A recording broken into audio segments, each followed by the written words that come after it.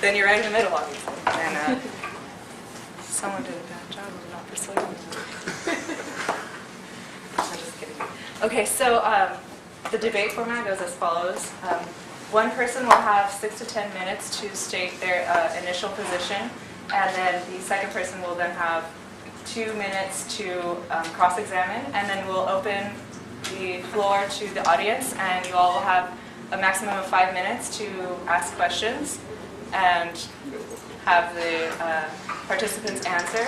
And then after that's over, the second person will have their 6 to 10 minutes to state their argument, and then the first person will have 2 minutes to cross-examine, and we'll open that up again for 5 minutes for everyone's questions.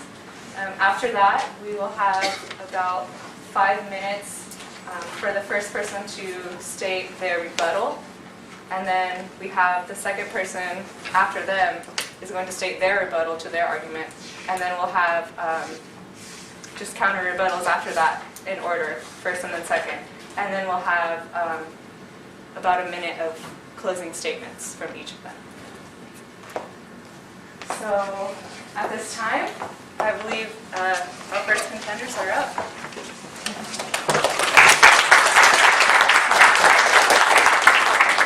Just to note, our moderator will be giving you a hand signal when you have 30 seconds remaining. No, I'm just going to say, if that's what it is, I'm just going to say 30 seconds. Okay, she's just going to say 30 seconds. So who wants to, oh yeah, are we going to flip a coin to see who wants to start, or? I'll go first. You'll go first? No, don't judge me for that. We agreed to that, so. Taking away my flame. It's 1 point away from your side. Yeah, that's nice. First of all, I'd like to thank all of you for being here tonight, and I want to thank Marquise. I haven't heard his arguments yet, but I'm looking forward to this, and you guys are here. I will be arguing tonight that U.S. military intervention in the world is a necessity. The reason why is as follows. First of all, my argument is not that the U.S. should be gung-ho in the world, that we simply rush in and do things, nor am I defending all U.S. military past action in the world, say Vietnam or the war in Iraq, so I'm not systematically defending all those. Nor am I saying military option is the first option, diplomacy should be used first. The UN, international organizations, sanctions, etc. What I'm arguing, there are situations in the world that only, and sadly, it's reality, the only military force will be an effective solution. Maybe not even solution is the right word, an effective attempt to bring about some human carnage or catastrophe that can be stopped by no other way. Let me give you 3 examples to illustrate this. First, my first argument. Sometimes the only effort that will stop genocide or acts of brutality in the world is the military force. That's tragic, it's sad, but it's a reality proved over and over again in the 20th century. Second, in most cases the United States is the key and sometimes only actor in the world who's able to effectively intervene and bring about one of these human catastrophes to an end. We have a moral obligation to do so if we have the ability to do so. And finally, my third point, what is true that U.S. military intervention in the world should be a last option. And we've certainly made mistakes in the area of military intervention in the past. Despite all that, the fact remains the past 20th century is full of examples of both the consequences of not intervening, which can be genocide or horrific consequences, or on the flip side, U.S. military intervention that has prevented genocide, or at least limited the human catastrophe that was taking place. Let me give you a couple examples of this. I'll give you 3. In 1915, the Ottoman Turkish government decided to eliminate the Armenian Christian population. In the next 6 months or so, the Ottoman Turkish government killed between 1 and 1.5 million Armenians. The international community protested, but essentially did nothing. The killing only stopped in the Ottoman government and was satisfied with the situation being resolved on its own terms, which was genocide. It is the first genocide of the 20th century, and the world did nothing. My second option is the Holocaust, which we're all familiar with, so I'm not going to go into that. I'll just mention the Holocaust, of course, did not stop until the Russian armies, the American, the Free French, or the British armies stopped the wheels of inhumanity, the death camps, Auschwitz, etc. It was not because the German government felt bad or pressure. It's simply that tanks rolled in these places, crushed the fences, and the killing finally stopped at that point. And we're familiar with that. And that's an example of the international community perhaps not being able to stop it initially, but military force finally stopping it. But there's a second, darker aspect that's not as well known. While Hitler was attempting to exterminate the Jews, that was really phase one. Germany's long-term plans for the Eastern Europe was called Ostplan, or Plan to the East, in which Germany planned over the next generation to essentially eliminate all Poles, most Russians, and the entire population of the Baltic states. This would have made the Holocaust, numbers-wise, small in comparison. You're talking tens of millions of people the German government planned to eliminate over time, including the entire Polish population.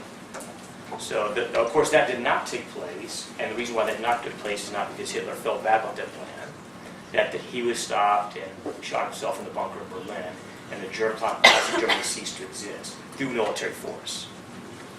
And finally, my last example, and there's many more, would be the Korean War.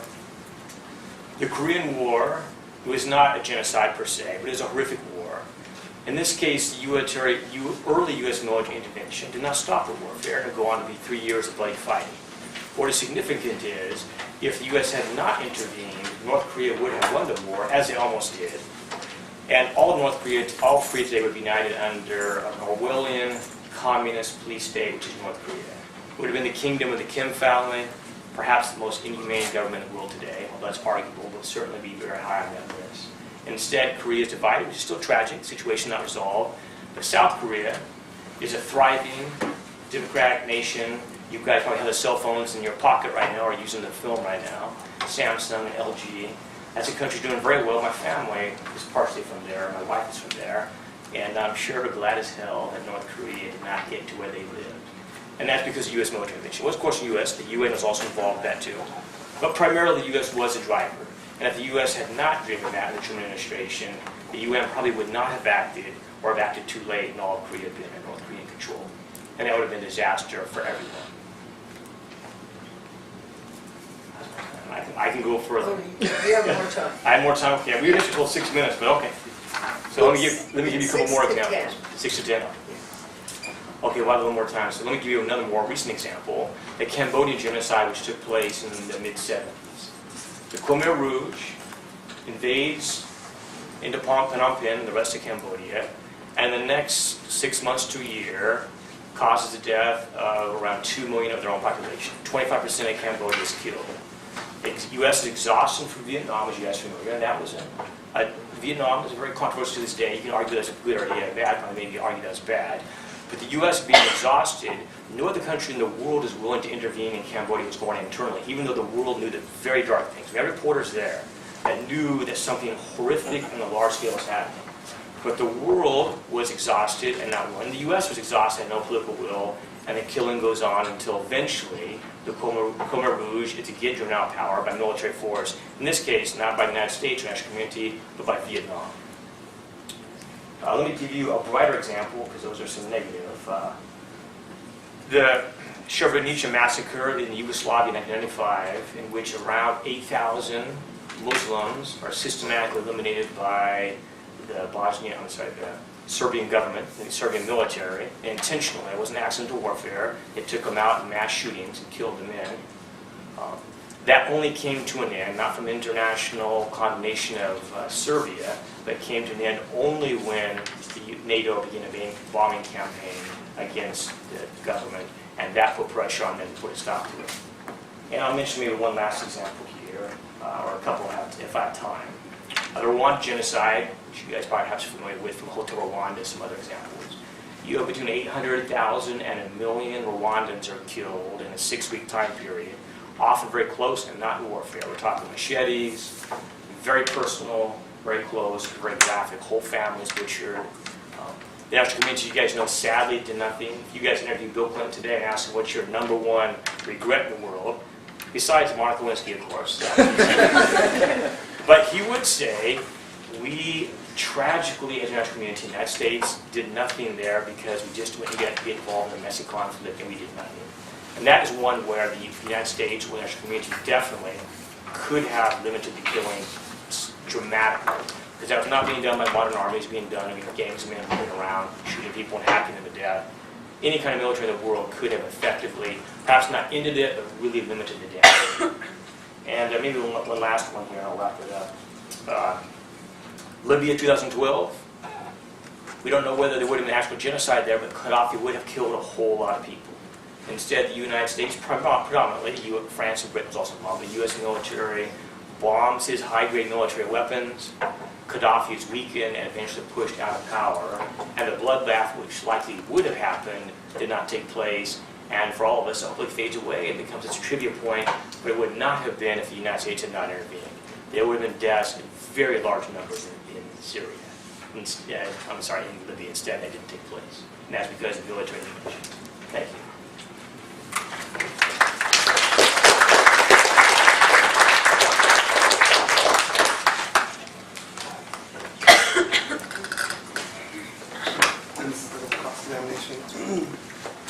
Just ask, when we have the moral, I guess the moral need to do so, who should shoulder the costs of this intervention? Like is this world body, like this all costs something, all these missiles and airplanes, whatever, no-fly zone in Libya, it has a cost to it. So who should shoulder that? If the U.S. is the head of it, are we the ones then supposed to shoulder the most of the cost of the interventions?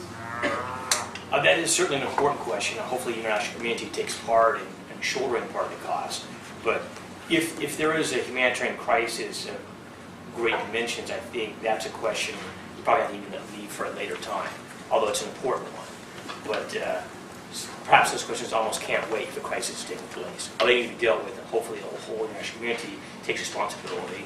But if worse comes to worse, we perhaps cannot wait. And when a crisis, where's the red line that says that we should jump in? How many lives lost is it that we should jump in or should care about it? Because there's different interventions where some there's not that many people dying at all, and other ones there's tons of people being killed, like Libya. I mean, I see that one differently because that was backed by the UN Resolution 1973, which gave us the authority to kind of do that. But like Syria, it wasn't the case. And we saw deaths in Syria, we saw chemical weapons attack, but then again, it's all unverified. So I guess my question is, like, how are we to run with information that isn't verified? And the consequences of running with the information, maybe find out that information isn't correct. 30 seconds. We obviously do the best we can. Some of these are judgment calls, and frankly, we can't solve. The military intervention cannot solve all the world's conflicts. Sometimes we can't. So you always got to pick and choose, and it is going to be a kind of a sad kind of calculus because all human lives are valuable. And so, at what point you say military intervention is the best of bad options? Thank you.